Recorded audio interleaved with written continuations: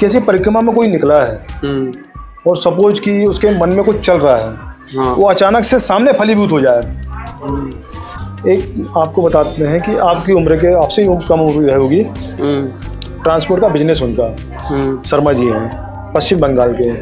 वो नर्मदा जी के बारे में कहीं कुछ नहीं जानते थे, कुछ वीडियो देखा या कोई पुस्तक पढ़ी उन्होंने, और अचानक से उनको प्रेरणा हो कि मैं परिक्रमा करूँगा।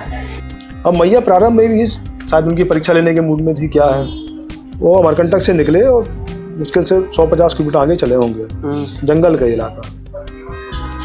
ऐसा इत्तेफाक हुआ कि कोई साथ में नहीं, उनके स्थान का मालूम नहीं था कि कहाँ गांव प्रारंभ हो रहा है, कहाँ समाप्त हो रहा है। चल रहा है चलते चलते शाम हो गई। उन्होंने देखा कि आगे कोई आश्रम, कोई गांव मिल जाए जहाँ रुक जाए। कुछ नहीं मिला। कुछ आगे जाके उनको हनुमान जी का मंदिर छोटा सा मिला, तो बहुत उनको प्यार, चलो बाबा जी मिल गए। तो उन्हें उसी के बाजू में स्लीपिंग बैग अपना क्या बाबा हाथ जोड़कर कि आपके आश्रय हैं और जंगल में, चलो सोते हैं, देखी जाएगी जो होगा। थोड़ी दिन नींद लगी होगी, झपकी आई होगी, नहीं एक महिला आती हैं, उसको ऐसे करके उठाती हैं, तो बेटा खाना खा लिया। उठा बंदा, थाली में जो भोजन था खा लिया।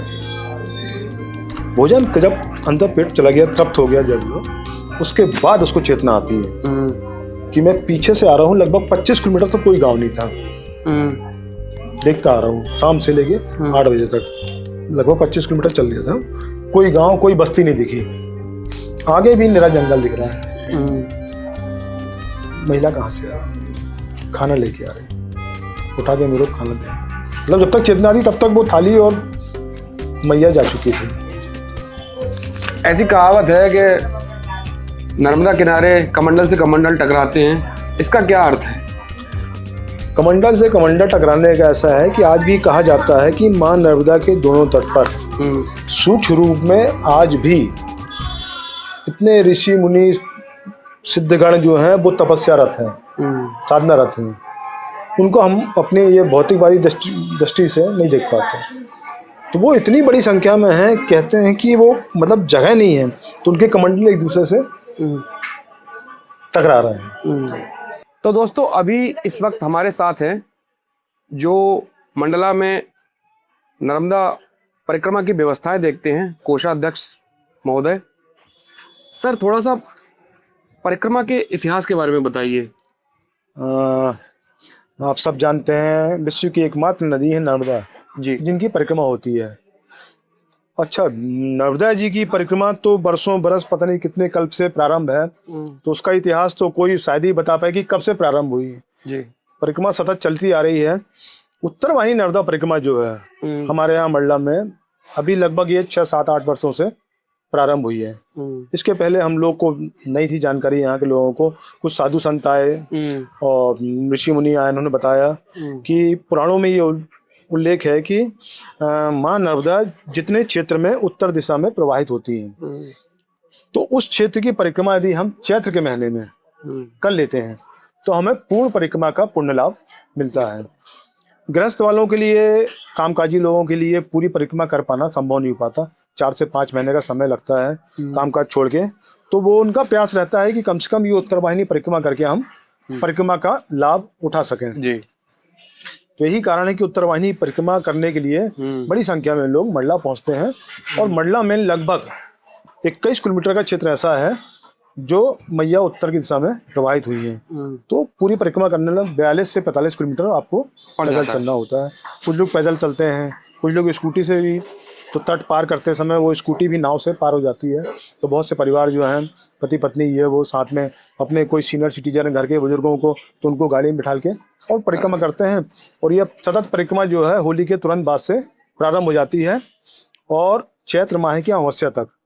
चूँकि क्या है कि माह जो हमारे यहाँ उत्तर भारत में होता है तो पूर्णिमा से पूर्णिमा चलता है, दक्षिण भारत में ये अमावस्या से अमावस्या चलता है।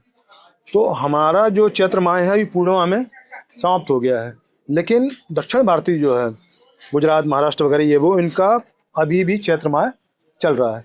तो ये परिक्रमा कुल 45 दिन 1.5 महीने चलती है। लोग आते हैं, परिक्रमा करते हैं। हम सब लोग यहाँ प्रयास करते हैं कि उनकी कुछ सहायता कर सकें, सहयोग कर सकें। दूर से आदमी कहाँ से परिक्रमा प्रारंभ करनी है, कहाँ संकल्प लेना है, भोजन की व्यवस्था वगैरह, कहाँ रुक सकते हैं, ये वो। क्योंकि एक हाल्ट, एक रात्रि जो है विश्राम करने का प्रावधान है। जिस तट से आप परिक्रमा प्रारंभ किए उसके विपरीत तट पे आप रात्रि विश्राम करेंगे तो पुण्य लाभ मिलेगा। तो सर ऐसा देखा मैंने, यहाँ पे काफी अच्छा माहौल है, गली गली से बच्चे नर्मदे हर बोलते हैं। कुछ कुछ तो ऐसा चमत्कार होगा जो लोगों को यहाँ खींच लाता है। आप अपना अनुभव बताइए कि आपके साथ कुछ ऐसा घटा है जो अनोखा हो। देखिए, चमत्कारों की बात करें तो विशाल श्रृंखला है। हाँ, मतलब ऐसे ऐसे संस्मरण हैं कि आपके रोंगटे खड़े हो जाएंगे। लेकिन क्या होता है, जब आप खुद करेंगे, इस क्षेत्र में आएंगे, तब आप महसूस करेंगे। मतलब किसी परिक्रमा में कोई निकला है और सपोज कि उसके मन में कुछ चल रहा है, हाँ। वो अचानक से सामने फलीभूत हो जाए, तो उसे क्या मानेंगे आप? आप परिक्रमा में हैं, आपका अनुभव है? और आपके बहुत से लोग के अनुभव है। मैं तो परिक्रमा नहीं कर पाया हूँ अभी तक, लेकिन देखा है लोगों को जो बताते हैं। और बताते बताते मतलब आंखों से आंसू बह रहे हैं और एक दूसरी दुनिया में चले जाते हैं। वो देख के लगता है कि उनने क्या किया होगा। एक आपको बताते हैं कि आपकी उम्र के, आपसे ही कम उम्र होगी, ट्रांसपोर्ट का बिजनेस उनका, शर्मा जी हैं, पश्चिम बंगाल के। वो मतलब नर्मदा जी के बारे में कहीं कुछ नहीं जानते थे। कुछ वीडियो देखा या कोई पुस्तक पढ़ी उन्होंने, और अचानक से उनको प्रेरणा हो कि मैं परिक्रमा करूंगा। हो गया। अब उस दौरान क्या है कि वो चतुर्मास का पीरियड चल रहा था, मतलब देवशयनी एकादशी के बाद परिक्रमा नहीं होती, तो किसी ने बताया भी नहीं जा सकता। तो वो इंतजार करने लगे देवशयनी एकादशी जैसी, वो देव उठनी 11 से आएगी। उसके बाद तो उन्होंने जो बेसिक तैयारी थी, स्लीपिंग बैग वगैरह, बड़ी परिक्रमा की तैयारी, हाँ परिक्रमा, वो लेके और वो चले आए। उनसे हमारा बस ये फोन में बात होती रहती थी कि आना है यार। अमरकंटक से प्रारंभ की थी परिक्रमा उन्होंने। उनको सिर्फ एक बात का डर रहता था कि यार मैं रात को अकेले कहीं रह नहीं सकता। मतलब घर पे भी यदि मान लो वॉशरूम जाना हो रात को, तो मैं किसी न किसी को उठा लेता हूँ, अकेले डर लगता है। परिक्रमा मैं अकेले कैसे करूंगा, कोई ना कोई साथ में रहे। तो मैंने बोला, मैंने कहा बहुत साथ मिल जाते हैं, आप शुरू तो करो, मैया कोई ना कोई साथ लगा देगी। अब मैया प्रारंभ में भी शायद उनकी परीक्षा लेने के मूड में थी, क्या है, वो अमरकंटक से निकले और मुश्किल से 150 किलोमीटर आगे चले होंगे, जंगल का इलाका। ऐसा इत्तेफाक हुआ कि कोई साथ में नहीं, उनके स्थान का मालूम नहीं था कि कहाँ गांव प्रारंभ हो रहा है, कहाँ समाप्त हो रहा है। चल रहा है चल रहा है चल रहा है, चलते चलते शाम हो गई। उन्होंने देखा कि आगे कोई आश्रम, कोई गांव मिल जाए जहाँ रुक जा। कुछ नहीं मिला। लगभग 8 बज गया रात्रि के। अकेले बंदा चल रहा है, मन में बहुत डर लग रहा है, फिर भी मैया का नाम लेते हैं। एक अच्छी चीज़ थी, वो हमेशा हनुमान जी के उपासक थे और रोज सुंदरकांड का पाठ करते थे। कुछ आगे जाके उनको हनुमान जी का मंदिर छोटा सा मिला, तो बहुत उनको कि यार चलो बाबा जी मिल गए।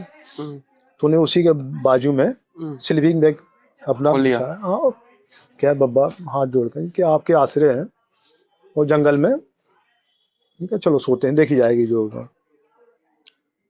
थोड़ी देर नींद लगी होगी, झपकी आई होगी, यानी एक महिला आती हैं, उसको ऐसे करके उठाती हैं, उठ बेटा खाना खा ले। उठा बंदा, थाली में जो भोजन था खा लिया। भोजन जब अंदर पेट चला गया, तृप्त हो गया जब वो, उसके बाद उसको चेतना आती है कि मैं पीछे से आ रहा हूँ। लगभग 25 किलोमीटर तक कोई गांव नहीं था, देखता आ रहा हूँ शाम से लेके 8 बजे तक, लगभग 25 किलोमीटर चल गया था। कोई गांव, कोई बस्ती नहीं दिखी। आगे भी निरा जंगल दिख रहा है। महिला कहाँ से आ, खाना लेके आ रही, उठा के मेरे को खाना दे। मतलब जब तक चेतना थी तब तक वो थाली और मैया जा चुकी थी। तो उस समय जब उसको लगा कि कोई अलौकिक शक्ति है, तब तो क्या, मैं बहुत ज्यादा डरा, घबराया एकदम से। सब ये मतलब वो अजीब सी अनुभूति, वो आप कल्पना कर सकते हैं क्या होगी। नहीं, सही बात है, गूज़बम्प्स वाली वो। उसके बाद फिर उसने कहा, फिर धीरे धीरे धीरे धीरे मेरे को लगा कि नहीं यार मैं सही काम कर रहा हूँ, वो मैया के किनारे। क्या उसके बाद से मेरा डर खत्म हो गया ना, फिर भूख प्यास ये वो कि फिर अकेले ही चल रहा हूँ मैं, कहीं मिल जाता है स्थान रुक गया, सुबह उठे सुंदरकांड का पाठ करना है, मैया की पूजा करना है, निकल चलना है। और सर मेरा ये मानना है कि जो भी आ पाता है वो अपने भाग्य से ही आ पाता है। भाग्य से मैया, लाखों लोग ऐसे चाह रहे हैं कि परिक्रमा करने को अवसर मिल जाए, लेकिन मैंने अभी 2-4 लोगों से कहा लेकिन वो नहीं आए। नहीं है ना। अब ये दंड जो है इसके बारे में थोड़ा बताइए, इसका क्या रहस्य है? ये व्यास दंड बोलते हैं इनको। हाँ। परिक्रमा में दंड और कमंडल इनका बहुत महत्व है, बिना इसके परिक्रमा नहीं मानी जाती। मतलब दंड हाथ में रखना है तो बहुत चीज देखिए जी भाई, चलो आपको दंड ज्यादा जरूरी होता है कमंडल? दोनों, दंड और कमंडल, बिना परिक्रमा पहचान है परिक्रमा से, दंड कमंडल। तो अपन इसको इस रूप में ले सकते हैं कि भाई चलने में आसानी होती है, रास्ते में कहीं जीव जंतु कुछ आ गया तो एक थोड़ा सा डंडे से ये वो। लेकिन जो परिक्रमा का है व्यास नारायण का, व्यास दंड बोलते हैं इनको। तो व्यास नारायण जी ने नर्मदा जी की, शिव जी की उपासना करके, ऋषि थे कि विष्णु भगवान? ऋषि थे। वेद व्यास जो कहते हैं ना, उन्हीं को व्यास नारायण का स्वरूप यहाँ पे जिनका, तो वो उन्होंने, उनका आश्रम यहाँ पे था। वो आश्रम था दक्षिण तट पे। दक्षिण तट जो है पितरों की भूमि कहलाई जाती है, उसमें कोई पुण्यकार उस टाइम ऐसा कहा जाता है कि नहीं होते, उत्तर तट पे होते हैं। उनका आश्रम था, तो वो चाहते थे कि ये मेरा आश्रम उत्तर तट पे हो जाए, मतलब मैया दक्षिण तट पे आ जाए। इसके लिए उन्होंने शंकर जी की उपासना की, साधना की। शंकर जी ने फिर नर्मदा जी को आदेशित किया। तो शंकर जी के आदेश पर नर्मदा जी ने फिर इनको कहा कि आप बताइए मेरे को कहाँ से प्रवाहित होनी है। तो वो इस दंड से उन्होंने निशान बनाते गए और उस पे पीछे मैया ने अपनी दिशा बदली। तो ये व्यास दंड का महत्व है। तो परिक्रमा में इसका, और कमंडल में नर्मदा जल आपके पीने के काम आता है, दूसरों उपयोग में आता है। तो ये दो चीजें जो है परिक्रमा में रहती। पहले जो 3 साल 3 महीने 13 दिन करते थे, उसमें नियम थे कि भाई 2 चतुर्मास आपको करने हैं, 2-3 जो भी पड़ जाए, 4 महीने रुक के किसी भी सिद्ध स्थान पे तपस्या करनी है, साधना करनी है। दूसरा ये है कि भिक्षाटन करके, भीख मांगकर आपको भोजन बनाना है, मैया को भोग लगाना है, उस कोई साधु संत तो उसे पाना, उसके बाद आप पाए। अब तो ये हो गया कि आदमी परिक्रमा करते करते चला, आश्रम में भोजन बना है, पाया, फिर आगे निकल गया। पहले नियम थे, अब जैसे भी हो रहा धीरे धीरे सुलभ हो गई है परिक्रमा, करता है आदमी। उस हिसाब से शायद थोड़ा देवी देवता भी बदल गए। हाँ नहीं, देखिए वो तो अब देख कहते हैं ना आदमी कि कलयुग में सिर्फ नाम जप, आप कुछ मत करो, जो भी आपके इष्ट है उनका नाम भी जपते रहोगे ना तो आपका उद्धार हो जाएगा जी। इतना आसान कर दिया है। पूजन पाठ नहीं कर सकते, मत करो, कोई दिक्कत नहीं। अच्छा सर, ऐसी कहावत है कि नर्मदा किनारे कमंडल से कमंडल टकराते हैं, इसका क्या अर्थ है? कमंडल से कमंडल टकराने का ऐसा है कि आज भी कहा जाता है कि माँ नर्मदा के दोनों तट पर सूक्ष्म रूप में आज भी इतने ऋषि मुनि सिद्धगण जो हैं वो तपस्यारत हैं, साधनारत हैं। उनको हम अपने ये भौतिकवादी दृष्टि से नहीं देख पाते। तो वो इतनी बड़ी संख्या में हैं, कहते हैं कि वो मतलब जगह नहीं है तो उनके कमंडल एक दूसरे से टकरा रहे हैं। क्योंकि माँ नर्मदा का दोनों तरफ बहुत सिद्ध स्थान है। जितने भी ऋषि मुनि सिद्ध हुए हैं, वो जैसे हम अभी पढ़ने की उसमें आज की जो प्रणाली है, शिक्षा प्रणाली है, तो कहते हैं ना PhD करना। तो जितने ऋषि मुनि उनको सिद्ध जो मिली, सिद्धि मिली है, कहना चाहिए PhD मिली है, वो नर्मदा तट पर ही आके मिली है। मतलब उनको भी एक बार नर्मदा, जितने देवता हैं उनको भी नर्मदा तट पार आना पड़ा है। नर्मदा उत्पत्ति के उसमें थोड़ा सा बताइए कुछ।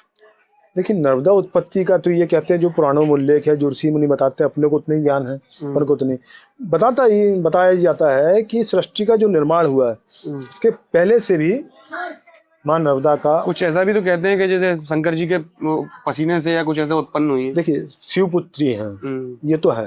अब कैसे हुई है तो क्या होता है, किसी चीज की व्याख्या हम किस दृष्टिकोण से करते हैं। जैसे रामचरितमानस में एक चौपाई है, हर कथावाचक उसको अपने हिसाब से उसका व्याख्यान करता है।